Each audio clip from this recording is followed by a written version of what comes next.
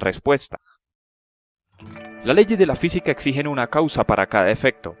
O tú podrías ponerlo de esta manera: para cada efecto hay una causa. Parece ridículo pensar que el universo se creó por sí solo, y así también parece absurdo creer que Dios fue creado.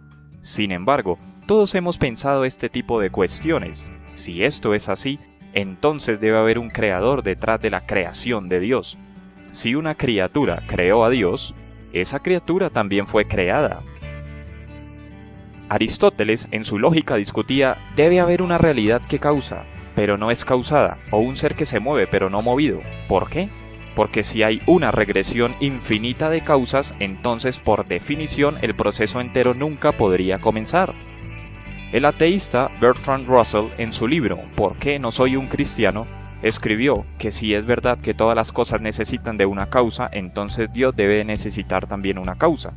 Él concluyó de esto que si Dios necesitaba una causa, entonces Dios no era Dios, y si Dios no es Dios, entonces obviamente Dios no existe. Esta fue básicamente una manera ligeramente más sofisticada de la infantil pregunta: ¿quién hizo a Dios? Aún un niño sabe que las cosas no vienen de la nada, así que si Dios es algo, entonces Él también debe tener una causa, ¿verdad? La pregunta es astuta, porque se basa en la falsa suposición de que Dios viene de alguna parte, y entonces pregunta ¿de dónde puede venir Él? La respuesta es que esta pregunta ni siquiera tiene sentido. Es como preguntar ¿a qué huele el color azul? El azul no está en la categoría de las cosas que tienen olor, así que la pregunta en sí misma es defectuosa. De la misma manera, Dios no está en la categoría de las cosas que son creadas, o llegan a existir, o son causadas. Dios no tiene causa ni procedencia de creación, Él simplemente existe.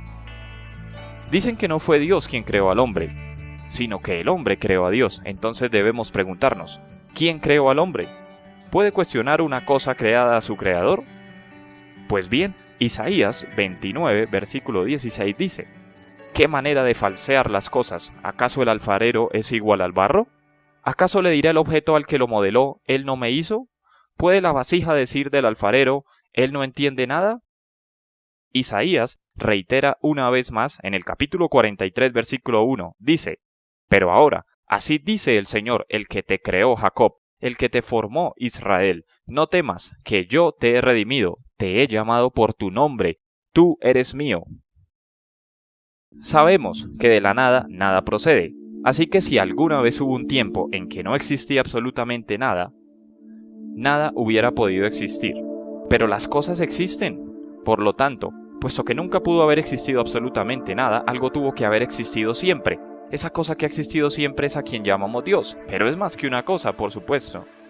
El comienzo, en lo que respecta a los seres humanos, no está en Génesis capítulo 1, sino Juan capítulo 1. Este es realmente un principio para nosotros, pero no para Dios. Juan 1.1 dice: en el principio ya existía el verbo, y el verbo estaba con Dios, y el verbo era Dios. Tan antes de que el universo o la tierra existieran, y antes de que la gente existiera, Dios era. Antes de que el tiempo, el espacio y la materia existieran, Dios existía. No puede haber tiempo sin que haya materia, pues no tendría sentido medirlo.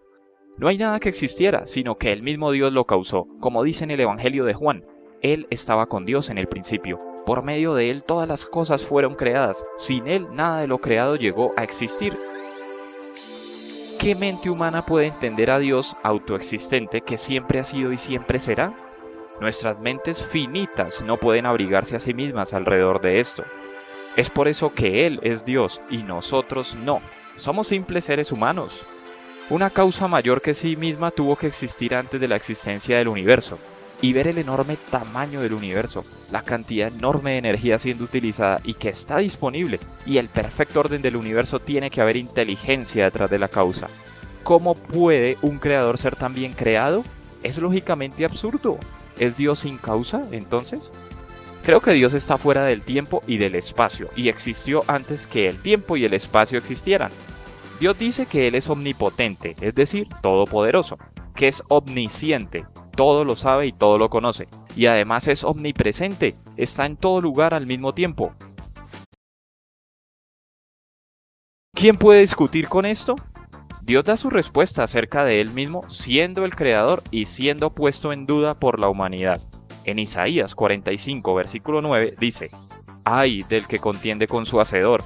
¡Ay del que no es más que un tiesto entre los tiestos de la tierra! ¿Acaso el barro le reclama al alfarero: fíjate en lo que haces, ¿tu vasija no tiene agarraderas?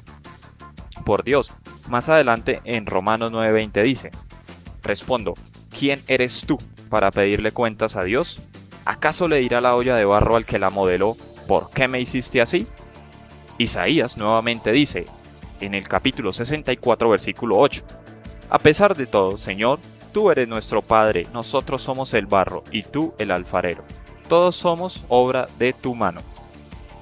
Amigos, hace más de 2000 años el apóstol Pablo habló diciendo: por la fe entendemos que el universo fue formado por la palabra de Dios, de modo que lo visible no provino de lo que se ve. Eso está escrito en Hebreos 11:3. El apóstol Juan habló también diciendo: Él estaba con Dios en el principio, por medio de Él todas las cosas fueron creadas, sin Él nada de lo creado llegó a existir. Juan 1, versos 2 y 3. Esto no se puede afirmar más claramente, que sin Él nada de lo que ha sido hecho se ha hecho. Eso resume toda la materia en el universo. Dado que los humanos están compuestos de la materia, entonces somos parte de lo que se ha hecho. Dios no juega a los dados, amigos. El universo no es un accidente aleatorio, fue creado con un propósito. Somos parte de ese propósito y hasta los cielos cuentan la gloria de Dios. Los cielos cuentan la gloria de Dios, el firmamento proclama la obra de sus manos, recita el Salmos 19, versículo 1. Porque desde la creación del mundo las cualidades invisibles de Dios, es decir, su eterno poder y su naturaleza divina, se perciben claramente a través de lo que Él creó. De modo que nadie tiene excusas, eso está escrito en Romanos 1:20.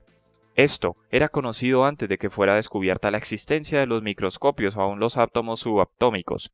El hecho de que la materia en su punto más pequeño de la existencia es invisible era conocido miles de años antes de que la ciencia lo descubriera. Estas cualidades invisibles dejan a la humanidad sin excusa. Dios existe, Él ha existido siempre, Él siempre va a existir, y nada puede hacer la humanidad para discutir con Él. Hasta aquí, ya he dado la respuesta a esta pregunta universal